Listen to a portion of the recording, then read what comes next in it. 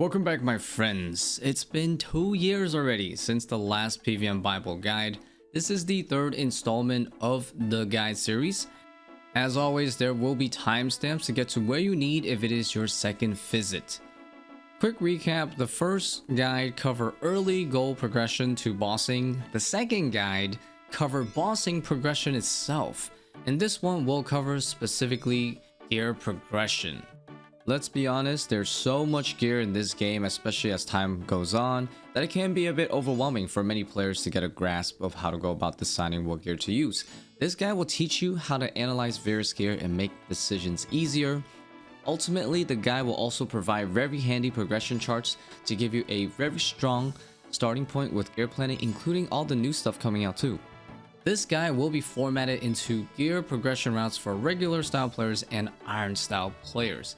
The tables will differ a bit since some items can be much harder to acquire naturally versus buying it with GP. Although regular style players can take any of the paths as inspiration because you can choose to grind gear yourself too, or a combination. One of my big goals with this guide is to help players feel more confident in creating gear progression goals that's unique and fun for them. And hopefully these archetypes will provide the foundation. This guide took forever to make. So if you found it enjoyable or informative, please consider subscribing or liking this video.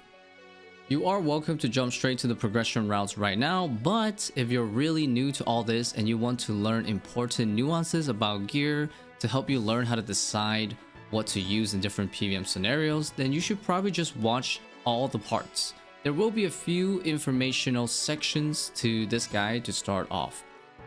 The first section is going to cover what stats in this game means and how they work in a combat scenario. The second section will cover special attacks, going over the typical types of special attacks and how you would use them. The third section is going to cover set effects and passive effects. The game has gotten more complicated over the years with lots more set effects and passives, so it is good to talk about these.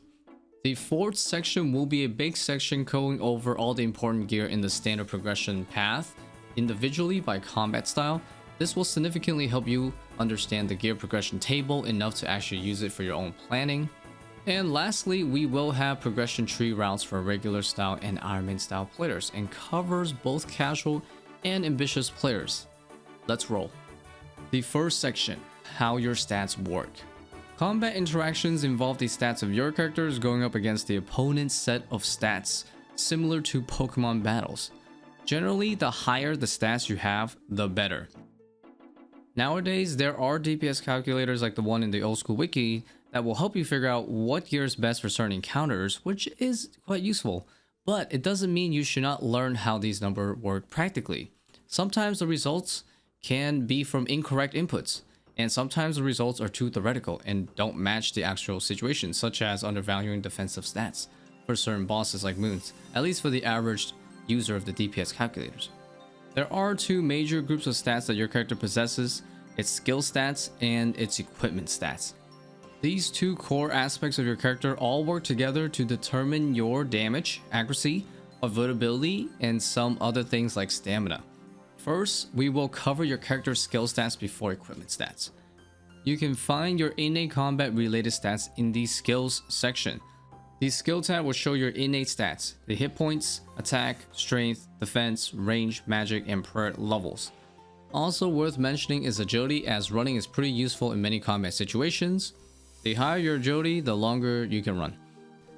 The attack and strength skill is near exclusive for when you use the melee style. Attack stat aids melee accuracy and heavily determines what melee weapons you can wear. Strength level aids how high you can roll when you land a successful hit with melee.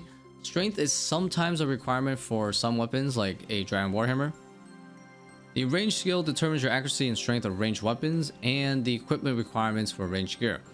The magic skill affects your magic accuracy, damage bonus for things like charged staves like Trident, spell requirements from different spell books, and also equipment for magic gear. Magic also heavily determines your ability to avoid the enemy's magic attacks. Defense skill determines mostly your ability to avoid the enemy's melee and ranged attacks. It also helps avoid the enemy's magic attacks a bit, but your magic skill is a bigger contributor to avoiding magic attacks. The prayer skill dictates what prayer abilities you can use and how much prayer you can get back when using prayer restoration potions like prayer potions. The prayer tab has special abilities you can turn on. Most of them involve boosting your stats or being able to completely block certain styles like protect from melee in most situations. Different prayers will drain your prayer points at different rates, and it can be slowed down by having some prayer bonus from gear. Now it's time to cover your gear stats. The stats of your gear will work similar to how your skill stats work, except there's a lot more flexibility and depth with gear because switching to different types can really change how your stats look in your gear tab. There's also more lines of stats, which I will slowly go over. There's also gear specific stats that work separately like prayer bonus. When you open your gear tab, you will see a list of stats. The prominent sections are your accuracy stats, defensive stats, strength stats, and others. Accuracy stat in your gear aids your ability to hit successfully just like your skill stat. Accuracy is pretty important, particularly if you're fighting tanky creatures like metal dragons. The tankier the creature, the more important accuracy becomes. Conversely, many creatures are not very tanky like blood veils, so higher accuracy becomes less beneficial versus the strength bonus, where we'll cover shortly. The accuracy stats are broken down into 3 melee stats: the stab accuracy, slash accuracy, crush accuracy. Magic and range also have 1 stat each for accuracy for gear. The reason melee has 3 accuracy stats is because melee weapons often have at least 2 different style choices. For example, a dragon dagger has 40 stab accuracy and 25 slash accuracy. Typically, you would use the stab style of the dragon dagger. Random aside, whoever designed the stats for the DDS is a jokester because they put a +1 magic accuracy on this thing. Different melee styles matter in some cases, as certain NPCs or bosses have weaknesses to stab but higher defense to other 2 melee styles like giant mole, which is notably weaker to stab. So unlike melee, magic and range each only have 1 equipment accuracy stat. So regardless if your trident is on long range or rapid, or you use a different spell, and same with range, regardless if you're on rapid or long range, it doesn't matter. However, as of 2024, NPCs now have expanded range and magic style weaknesses. For magic, different elemental spells can be more effective on certain enemies. For example, fire spells like Fire Strike are 100% stronger against most ice themed enemies like ice trolls, meaning fire spells have double accuracy and damage against them. So even if you don't see this information on your equipment stats, you can find out by checking if the enemy has any elemental weaknesses on the wiki. NPC's ranged defense has something similar going on as well. Ranged weapons are now classified by 3 categories: lightweight, middleweight, and heavyweight. Basically, ballistas, crossbows, chins, for example, are classified as heavy range weapons. Bows and salamanders are middleweight. Blowpipe knives, darts, and axes are lightweight. Fairly straightforward. Like magic, you won't see this information on your equipment stats, but different types of ranged weapons can perform better against certain enemies. You can check these stats via the wiki for individual creatures. For example, the next boss has a heavy range defense of 150, where she has 190 range defense against middle and lightweight ranged weapons.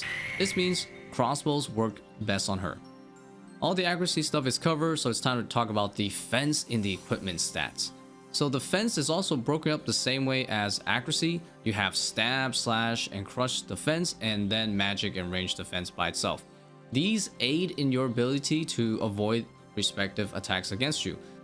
Thankfully, unlike NPCs, you do not have elemental or range style weaknesses, so there's not much more to cover. Next is strength stat. There's melee strength, range strength, and magic percent damage, which is basically magic strength. So gear can also impact how high you can hit. Gear like Fighter Torso or Bandos Chestplate gives melee strength. Gear like Missouri Top, Necklace of Anguish, and like Ava's Assembler gives range strength. Gear like Occult Necklace and Aram's Robe Top gives magic percent strength. Strength bonuses for all styles are typically the most sought after stat because in practically any situation, higher damage is consistently beneficial. Next is the prayer bonus. Some gear gives a prayer bonus like Monk's Robes and Amulet of Glory. Prayer bonus affects how long your prayer points last while your prayer abilities are activated. Typically not the most pressing stat to worry about, but nice to have prayer bonuses if you like to camp prayers. like protect from melee while you're Slayer training, or bossing situations where you want to keep your prayers on for long periods. Next is the target specific stat for undead and Slayer task creatures. These two stats just show special damage boosts like your Slayer Helm, which gives 15% damage and accuracy on Slayer tasks, and Salve Amulet, which gives 15% damage and accuracy on undead, or 20% if enchanted.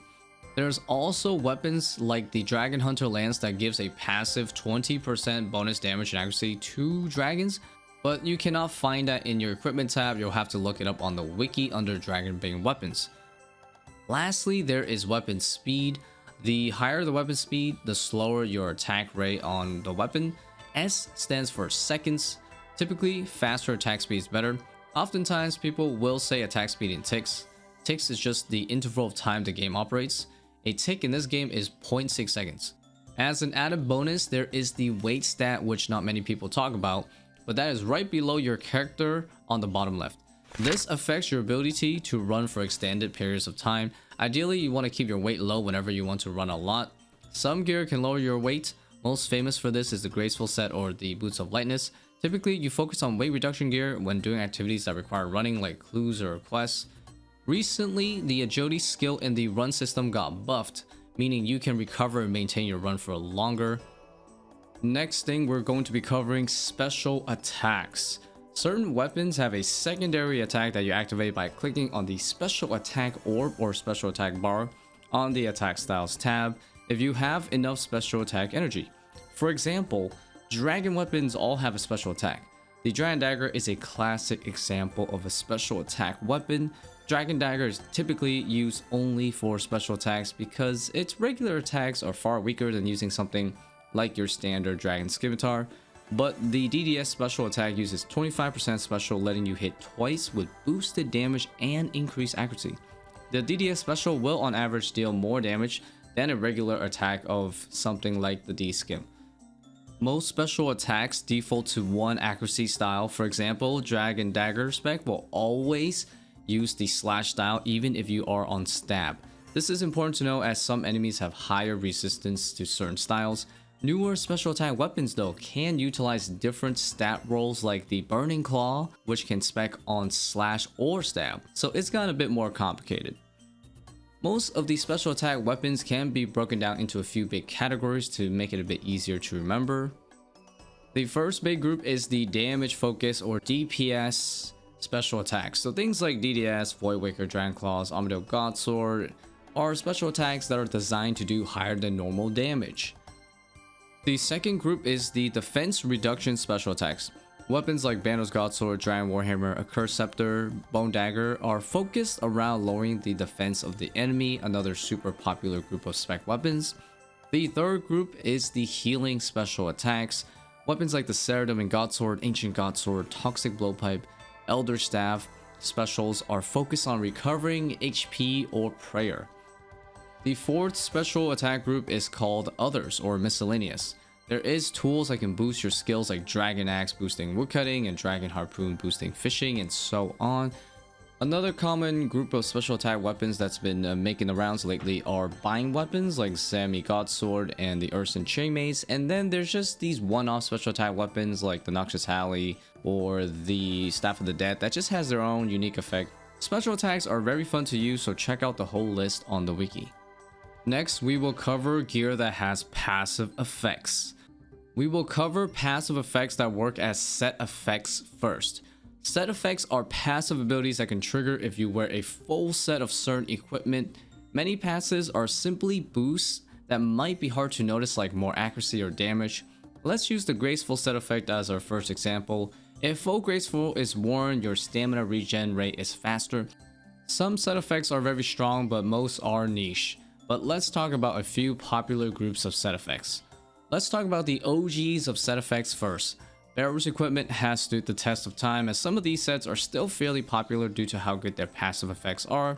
There are 6 Barrow sets and some of them are notable still.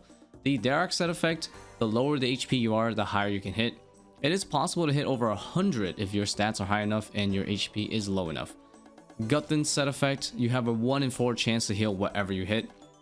The other 4 have set effects too, but definitely not used much nowadays, but check them out on the wiki and in combination with the Ember of the Dam, they can do a bit more than usual. Let's talk about more set effects. We have the Void set effect, pretty decent. Void range set gives you 10% range damage or 12.5% if it's the elite version, making it BIS range at the moment on low defense enemies if ranging. Void melee set is decent as well, as it provides good accuracy and strength for melee, and Void mage also provides a little bit of magic damage and solid magic accuracy boost. These Void sets work well together if you're learning a boss that requires multiple styles like Chambers or Zora, as it is the fewest switches compared to other gear. Recently, they added the Perilous Moons gear, and there's 3 set effects for the 3 new sets. The notable ones are the Eclipse range set effect and the Blood Moon melee set effect for general gear progression. The Eclipse set is a range set for mid-stage players. This set effect causes a 1 in 5 chance to burn your opponent for additional damage over time, and it can stack. Pretty good DPS bonus set effect for that mid-stage players for ranging. The Blood Moon set effect is a melee set with a passive that has a 1 in 3 chance to allow your next hit to be a tick faster with the dual Macarenas. This is a good extra DPS on low defense enemies. That set effect shines really well on things like Warden Core P2 in bossing. Another example is the Blue Moon boss. This set effect will destroy that boss. Some high level set effects are the Crystal Armor set effect and the Inquisitor set effect. Crystal Armor pieces individually boost the damage and accuracy of the Bofa and regular Crystal Bow. Incredibly useful range set for the start of the end game, as the Bofa is basically the jack of all trades for range. It also makes the Crystal Bow super strong if you can't afford the Bofa. Let's talk about some other set effects. For example, you have skilling outfits like the Lumberjack for the 5% more Woodcutting XP. There's a lot of these skilling outfits, so check the wiki to know more about them. Now let's talk about some other passive effects that aren't necessarily part of a set. Some gear provides passive set effects that are designed to give you an edge against certain type of creatures. The most well known is definitely the Slayer Helm or Black Mass. It grants 15% damage and accuracy against Slayer task targets, all styles too if imbued. You have the Salve Amulet that works against most undead, providing 15% accuracy and damage, and even 20% if enchanted. The imbued version affects all 3 styles too. There's lots of weapons out there that have passive effects nowadays. You have Dragon Bane weaponry like Dragon Hunter Lance with 20% accuracy and damage, and Crossbow with 30% extra accuracy and damage to dragons. There's Demon Bane weapons too, like Arc Light, and recently the Ember Light and the Scorching Bow and the Purging Staff for the respective styles against demons that give damage and accuracy boosts. Another notable gear is the Blue Keris that gives bonus accuracy and damage to Calphites and their relatives. These items tend to be the best of the best against their intended enemies or close to the best gear available. Now we get into the second last section, which is to talk about most of the important gears that exist, so when you see them in the actual gear progression routes, you will be able to understand them easier. We will start with the lower level gear and make it to the end game gear and include some more niche items as well. We will also split them by combat styles to keep it a bit more organized. Melee gear progression. Let's talk about standard gear progression for melee. The earliest weapons you are going to use is either a rune sword or rune scimitar. The reason why is because you can easily just do early quests like Waterfall, Fight Arena to jump straight to 40 attack. However, if you can't or don't wish to quest your way to skip to rune weapons, you can always just buy successive tiers of swords and scimitars till you get to rune. After training to 60 attack, you want to focus on Dragon Scimitar and Dragon Dagger, as they are the best for training at this stage. Sulfur Blade is also a good new option for training melee, specifically against Sulfur Naguas if you have 48 Slayer. At 65 attack, you can grab yourself a Zombie Axe, which is typically stronger than a Dragon Scimitar, has a strong crush option, and a great starting bossing weapon.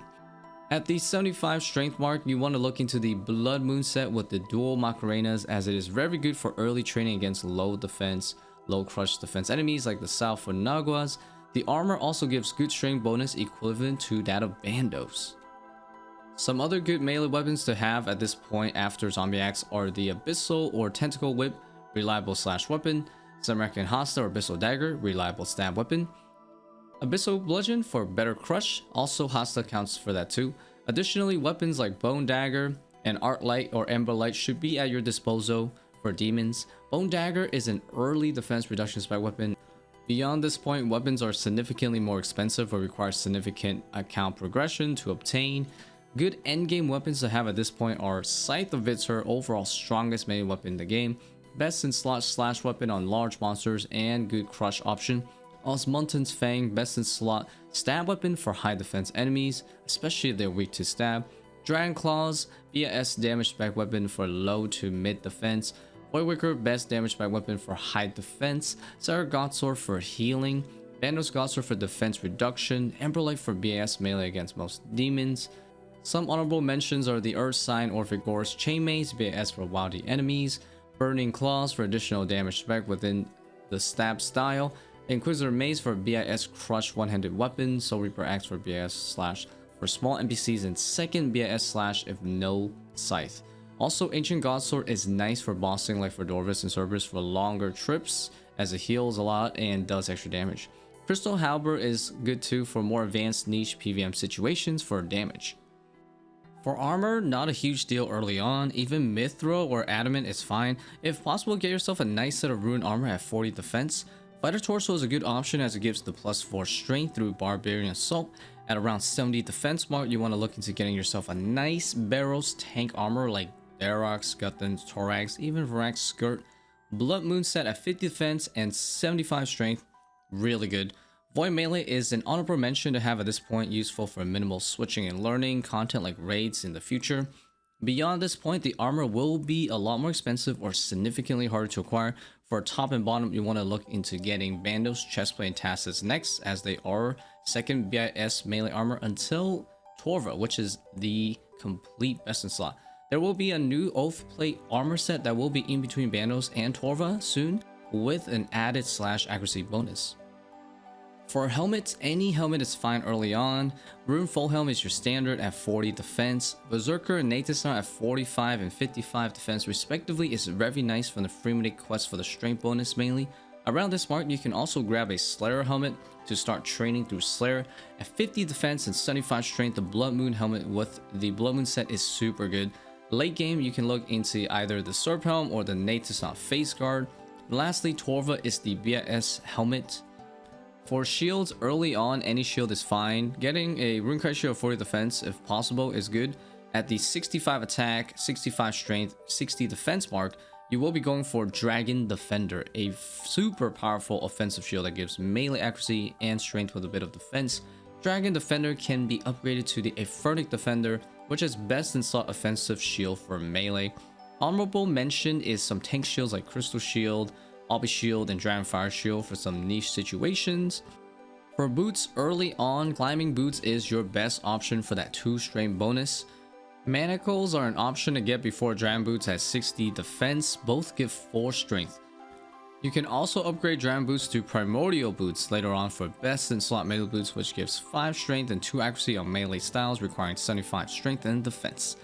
There will be new Aphrodite Treads boots that will be BIS for all 3 styles. It comes with 6 strength and 5 accuracy on all melee stats. For amulets, the Strength, Power, or Glory amulet is good early on. Later, you can get yourself a Fury if you have the money or the crafting. And towards the end, you can use the Amulet of Torture. And finally, you can upgrade the Torture to the Rancor, the best in slot melee amulet currently. For gloves, the recipe for disaster gloves are good early on, or you can get yourself a combat bracelet. Eventually, you can unlock the ferocious gloves, which are best in slot melee gloves currently. For rings, you can grab yourself a warrior's ring or a berserker ring if you can afford it, or kill Dagonar Rex for it. Eventually, you will want the ultra ring, which is the best in slot melee ring with 12 strength bonus. Bellator and Lightbearer are also good side rings to have at the end game. For capes, Fire Cape is good to have when you feel ready to tackle Jad in the mid stages, and eventually the Infernal Cape for BIS melee cape from the Inferno. And prayers, I will mention it just because it's so important. At 70 prayer, you want to unlock Piety after King's Ransom quest for the best melee prayer boost. Range gear progression overview. For early weapons, you're looking at knives like iron or steel for normal accounts. For Ironman starts, you have 2 main options. You can do the Shadow Storm quest for that 28 range boost, or use bronze arrows, iron arrows to level the 28 range with whatever bow you have. After the 28 range, there is the bone crossbow option that is really good for anybody, very cheap and effective. At 50 range, you can use the magic sexy short bow with the best arrows you can get. Rune or amethyst arrows are pretty affordable on a regular account, so use that. It is normal for Ironmans to camp bone crossbow tail either a rune crossbow with raw bolts at 61 range and 55 slayer, or the new sunlight hunter crossbow with sunlight bolts if you did the hunter route. Bone bow is a good option if you wish to train at Scurious instead of doing regular enemies at 40 range and higher. Once you reach 75 range with 50 defense, you definitely want to look into getting the Eclipse Atoll using Atoll darts with the Eclipse range set. It will be your best range gear for early bossing and even training if you can afford it. Otherwise, for Ironmans, you're going to camp MSB, rune crossbow, the sunlight crossbow, as mentioned.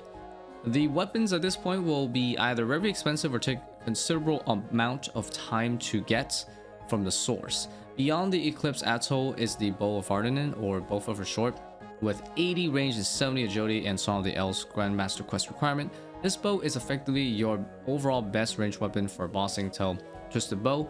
For irons, you can also just use a crystal bow with the armor set, which also is very nice until the Bofa.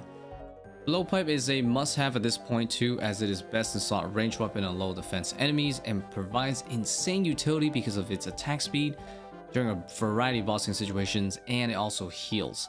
Also, it's cheap and pretty quick to get versus most high-level grinds. Additional range weapons to think about for endgame is the Armadale Zarek crossbow for specific scenarios like next who's weak to heavy range, and Zarek crossbow has that insane DPS spec. Scorching bow is also pretty good for some nice demon bosses like Krill and Sire. Venerative bow is nice for mobbing slayer tasks, providing BIS DPS in some PVM situations like Whisper and Coliseum. Web Weaver or crossbow is also something to consider, as it is best in slot for range in the wilderness, and the Web Weaver has a nice spec. Heavy Ballista is an honorable mention if you want to fight enemies that have mechanics that favor heavy range like Torrented Demons and Araxor. For armor, early on, your range gear is simply going to follow the standard gear like the leather into dragon hides. For normal accounts, you can simply just buy the various tiers for pretty cheap up to black D-hide. For iron style, you're mostly going to be rocking leather or studded until green D-hide from either the shops or clues at 40 defense and range. You basically skip red and blue D-hide as Iron Man and just hope to get black D-hide from hard clues, or train hunter for the new mixed hides, which is similar to black D-hide. This will cover 1 to 70 range gear wise. Slayer Helm is also on the table at this point if you wish to train range through Slayer. Once you reach 75 range, again you want to invest into the Eclipse set to combo with the Atoll. You should have maybe Karos, Blessed D-hide, or Hugh Kodo hide as well at this point, if not using the Eclipse Atoll, as it is more accurate than the Eclipse using other weapons like Rune Crossbow, and the ammo is not as hard to get on an iron. The armors at this point will be very expensive or take considerable account progression to obtain from the source. For best in slot range armors, including top, bottom, and helmet, we're upgrading from Eclipse and hides to crystal armor as mentioned above with the Bofa. Armadale is technically the second BIS if you're doing content that isn't using the Bofa, like at next using crossbows. Missouri is the final stop for overall best in slot range gear if you're not using the Bofa. So that goes with things like Twisted Bows or a crossbow, things like that. Other endgame armor for range is Void Range for BS, range DPS against low defense enemies, but it's fairly niche even at the endgame. For shields, early shields are rather unimportant, but you can get D-high shields off the G for normal accounts. For irons, the earlier shields are going to be Godbooks, Armadale Zami. Another shield at this range level will be Antler Guard, which will come in spring 2025 from a Slayer creature. At 60 defense, you have the Odium Ward. Twisted Buckler is the BIS range shield, and a close second is the Skeletal Shield. For boots, range boots aren't a huge focus early on. Early on though, you can get a snakeskin boots at 30 range. Ranger boots at 40 is possible next upgrade, but not too important due to how rare it is to get or how expensive. The next good upgrade is 70 range for any God D-high boots. Pegasians at 75 range are the current BIS range boots, which gives just accuracy of 12, and soon though there will be the new Aphronic Threads, which is the true best in slot for all three styles. And it comes with it 3 range strings, which is the first of its kind for range boots. For amulets, you're going to be looking at Power Amulet or Glory early on. Later, you can use a Fury as a small upgrade. And towards the end, you can use the Anguish Necklace for BIS range Ami. For gloves, you can start with nothing, or you can get yourself Combat Bracelets. And eventually, you can get yourself Mid Gloves or Green D'Hive Vamps at 40 range. And Black D'Hide, Hue Quado, Blessed D'Hive Vamps, or Barrel Gloves are really good at 70 range, or if you complete RFD. Eventually, you can get the Zarak Vamp Braces at 80 range, which is the best in slot range gloves. For rings, you can grab yourself an Archer's Ring at the mid stage, but not important. At the end game, you want to eventually get the Venator Ring, which is best in slot range ring with 2 range strength. Lightbearer is a good side ring to have in the end game as well for ZZB specs and Scorching Bow specs, for example. For capes, you have the Avis Attractor, which is your first good range cape after you do the quests of Animal Magnetism, and at 50 range you can upgrade that to the Avis Accumulator for better stats and ammo save.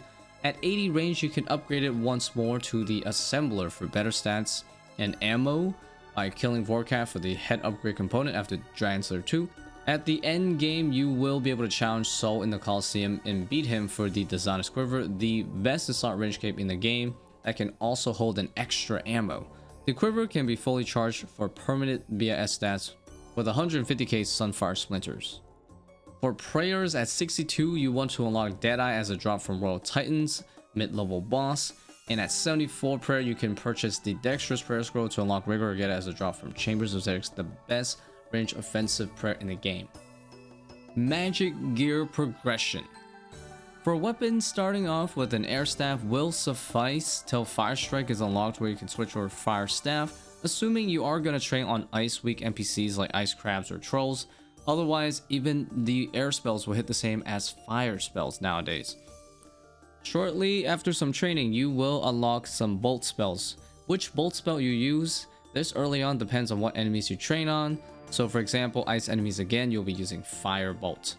Once you reach 50 magic, you can train using the Rat Staff at Scurious, or you can keep it cheap with bolt spells and unlocking Chaos Gauntlets for the extra damage, or you can move on to blast spells with 41 to 59 magic. Reminder, magic training can be done without combat, so at this point the weapon focus will split between magic training or bossing. You have the option to move on to wave spells too, using the Twin Flame Staff for extra XP that gives you extra damage with elemental spells. If Ancient Magics is unlocked, you can train by mobbing using burst spells at 62 magic at places like monkeys or slayer enemies like Dust Devils. Barrage spells are stronger mobbing spells available in the 80s and 90s. Ancient Staff is the starter staff for Ancient Magics because it can auto cast. The Ancient Scepter or Blue Moon Staff is the next upgrade for Ancient Staff with 5% magic boost. The best combat training weapons for magic at the late stages is Cold Eye Wand with Nightmare Staff and Staff of the Dead as endgame alternatives. Burst and Barrage spells let you mob enemies, so the magic XP is the best in the game. This is often combined with Slayer training like Dust Devils and Necrals, for example. Charge staves like Trident and Shadow gives very small amounts of magic XP, so they're not meant for training, more for bossing. For bossing, the earliest weapons are going to be Iban's Staff at 50 magic or elemental spells with Twin Flame Staff. Twin Flame is good for some early bosses like Barrels and even mid-game like Zora because they have elemental weaknesses. At 62 magic, you can upgrade to your first charge staff, the Warp Scepter, for general PVM like Rex. At 75 magic, the regular Trident is the go-to mid-game magic weapon. At 78, you can then get the Swamp Trident, which is the upgrade from Trident. At 82 magic, Sang Staff upgrade is available for endgame PVM. The upcoming Eye of Ayak is a charge staff that will be mostly between a Sang and the Shadow. At 85 magic, the Shadow of Chumikin is the best in slot magic weapon for general endgame bossing. The Harmonized Nightmare Staff is an honorable mention as it's technically BIS against enemies weak to elemental spells. And in the future, this staff is likely to be very useful for some new endgame bosses, as Jagex is definitely trying to set up some more magic variety at the endgame. Some other useful endgame magic weapons are the Eldritch Nightmare Staff for the prayer regen, the Accursed Scepter for the BIS magic DPS and wildy and defense reduction.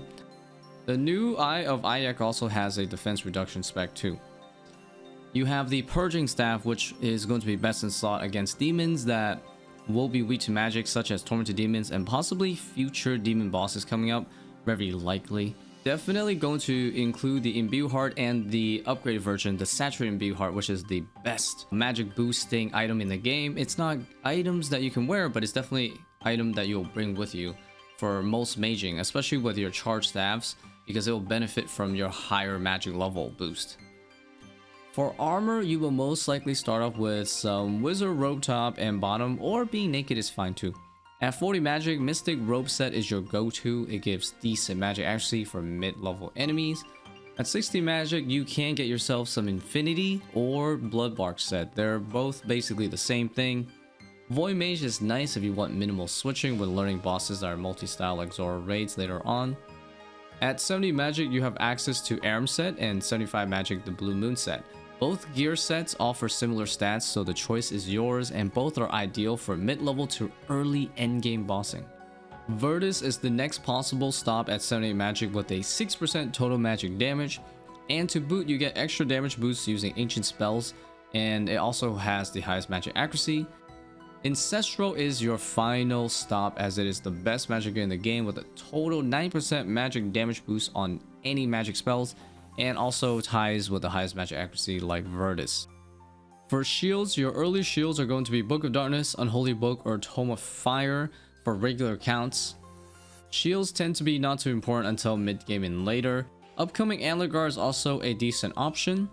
At level 60, Mage's Book or Malediction Ward are decent options as they offer 2% magic damage. At 70 to 80 magic range, the Eladinus Ward, Wyvern Shield, and Arcane Spirit Shield are available with 3% magic damage. The Fortified Eladinus Ward is the BIS magic shield with 5% magic damage and is made using Arcane Sigil and the ward. For boots, early magic boots are Mystic Boots at 40 magic, Infinity Boots at 50 magic, and Eternal Boots at 75 magic, giving a 1% magic damage. And the Infernic Treads will give 2% magic damage as the upcoming new best in slot shoes for all styles. For amulets, early amulets are going to be Amulet Magic or Amulet Power, followed by the standard Glory or Fury whenever you can afford it or get the crafting for it. At 70 magic, the Occult Necklace is the best magic amulet with 5% magic damage. For gloves, RD gloves like Mithril, Combat Bracelet, or Mystic Gloves are in early game gloves. Eventually, you will aim for Barrel's Gloves. Finally, with 75 HP, you can wear the Tormented Bracelet with 5% magic damage. The upcoming Confliction Gauntlets will be the direct Tormented Bracelet upgrade and the best in slot for gloves with 7% magic damage. For rings, the earliest ring you'll get is the Seer's Ring, preferably imbued. The best in slot ring for magic is currently the Magus Ring with 2% magic damage. For cape, the Arctic Cloak 1 is a nice early magic cape but won't matter much early on other than for fair ring traveling. At 60 magic, you can wear the God Cape. At 75 magic, you can wear the Imbue God Cape, which gives 2.5% magic damage, which is currently the best magic cape. For prayers, at 63 prayer, you want to unlock the Mystic Vigor as a drop from Royal Titan's mid-level boss. At 77 prayer, you can purchase the Arcane Prayer Scroll to unlock the Augury, or get it as a drop from Chambers of Xeric, the best magic offensive and defensive prayer in the game. Now we're on to gear progression route charts. Finally, it is time to reveal the gear progression routes. There will be regular and Ironman style routes that will cater to casual player progression and include more challenging gear progression options for experienced or ambitious players. Please note that Ironman routes are not exclusive to Ironman accounts. Some players might find getting specific gear themselves more fun than simply grinding for the GP to buy everything. So be sure to check out all the routes for ideas to maximize your fun. Remember, the goal is fun maximization, not efficiency to speedrun and get bored. I will split up the gear progression based on combat styles and into 4 major progression points to make it easier to follow, so early game, mid game, early end game, and late end game. Ultimately, I want you, the viewer, to make your own progression route using these or a combination of these routes as your foundation to start your journey. Let's look at the normal play style item progression routes first. Feel free to pause on certain charts if you need more time to look at it. Progression route regular style. This route is a close standard for normal account players. The bolded items are the main focus for any players as they are the foundational items. The non-bolded items are still good items but have more of a niche use or very optional. Veteran or ambitious players that want to expand their gear catalog might want to consider getting any of these items, and just for a change of pace. This takes into consideration the time it takes to get the items based on requirements like skill levels, quests, boss difficulty, and how expensive they typically are. You want to read this from top to bottom in terms of gear progression for each gear section. The items at the bottom of each progression stage, for example early or mid game, is a close approximation of your ideal gear. Rose colored gray or light blue in the tier have items with special tags, effects, or passives to help in various combat situations.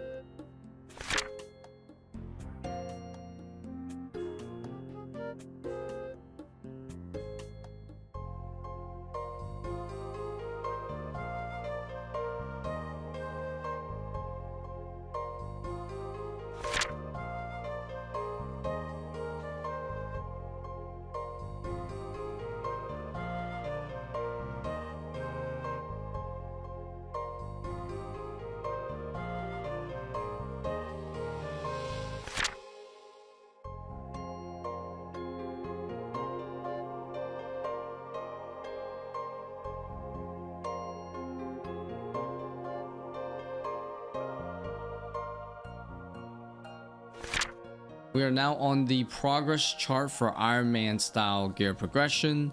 Just like the gear progression format of regular style, the bolded items will be the main items to follow for first time players, and the other items will be items that are more optional, potentially useful for more niche scenarios, and act as additional challenges and goals for more ambitious or experienced players. The gear progression for Ironman will be based on averaging core factors like boss difficulty, hard requirements, and item synergy. Item synergy in this case just means getting a piece of gear from a boss that can help you towards grinding another typically harder boss. Since most gear will not be viable with GP on the Iron, your PVM ability and ability to learn will be a key factor in how I set up this route. You want to read this from top to bottom in terms of gear progression for each gear section. The items at the bottom of each progression stage is a close approximation of your ideal gear. Rose colored gray or light blue in the tier have items with special attacks, effects, or passives to help in various combat situations.